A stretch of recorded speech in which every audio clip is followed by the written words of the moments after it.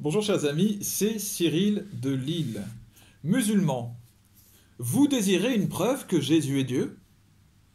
Beaucoup de musulmans, donc, dans les discussions que je peux avoir avec les uns et les autres, me demandent des preuves que Jésus est Dieu. Or, la foi ne se prouve pas, n'est-ce pas? Elle se vit.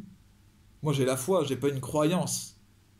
Moi je ne suis pas en train de venir faire un rapport de police, d'accord? Je ne suis pas en train de venir présenter quelque chose qui s'est déroulé avec les horaires et les faits précis. Bon. Je vous parle de la foi. Je vais développer.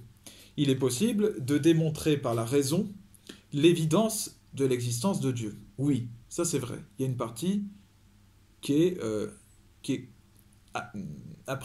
appréhendable par la raison humaine. La loi d'entropie, une loi scientifique, montre que l'univers a une fin, que tout va vers la mort, que tout va vers la destruction, même l'univers lui-même, qui s'expanse et puis qui finira par imploser.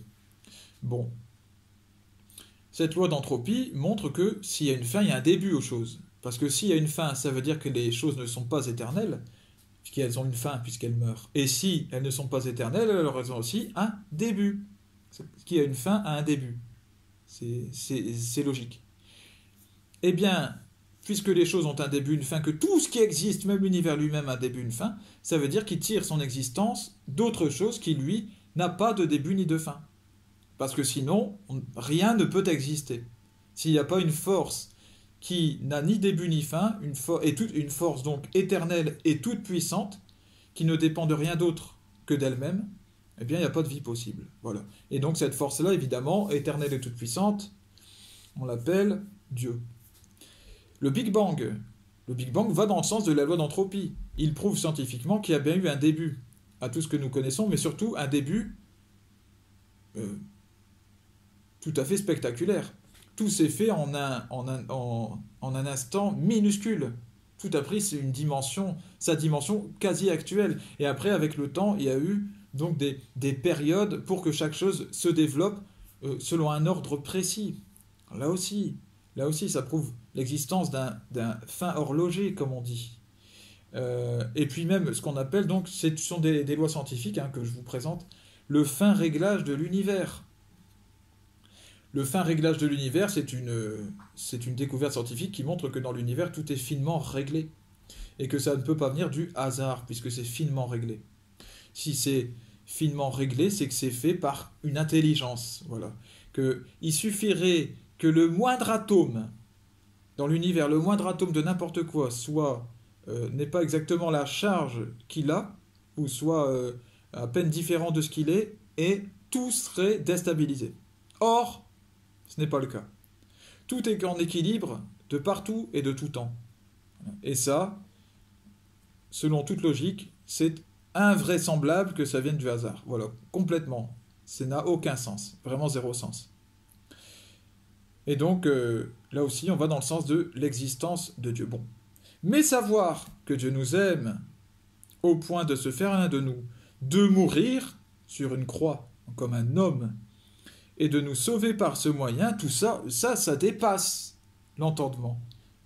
Ce n'est pas, comme je le disais, prouvable. Je le disais dans ma vidéo précédente. Ce n'est pas compréhensible par la raison humaine. C'est ça qu'on appelle l'entendement. Voilà pourquoi il n'existe pas de preuve logique, mathématique, que l'Église catholique dise la vérité. Voilà. Parce que l'amour ne se calcule pas.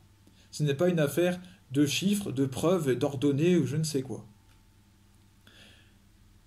Par contre, Dieu nous donne des signes et qui nous montrent en fait une vérité bien plus grande que toute preuve mathématique. Ces signes, ce sont les miracles. Comme le dit Jésus, si je ne vous montre pas de signes, vous ne croirez donc pas. Si l'Église mentait, est-ce que Dieu accorderait à son Église tous les miracles eucharistiques qui ont lieu? C'est-à-dire ces moments où l'hostie se transforme en chair et sang. C'est scientifiquement attesté, c'est trouvable par n'importe quelle personne qui est de bonne foi et qui veut chercher la vérité. Est-ce que Dieu ferait cela? Les guérisons, en tout temps, en tout lieu, à Lourdes encore, actuellement, et puis dans tous les endroits où la Vierge est apparue, et pas que.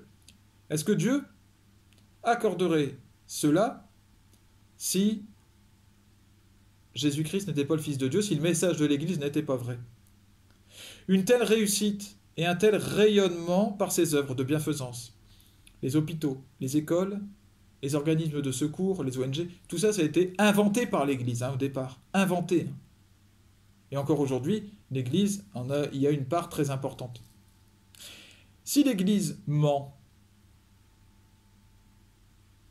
si elle ment, est-ce qu'elle vient de Dieu ou d'autre chose?